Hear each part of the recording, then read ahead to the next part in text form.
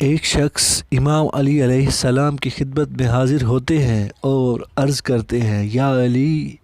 اللہ پاک جنت کی سب سے خوبصورت حور کس کو عطا کریں گے؟ اس شخص کے سوال پر امام علی علیہ السلام نے ارشاد فرمایا، اے بندہ خدا،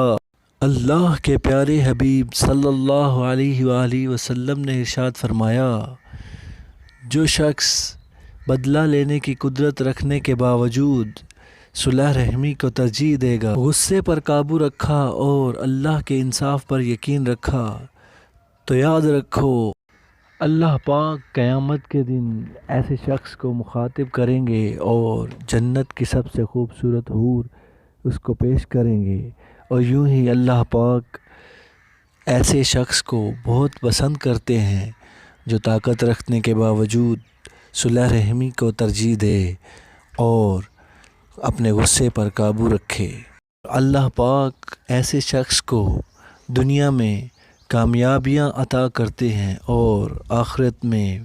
اجر عظیم سے نوازا جاتا ہے۔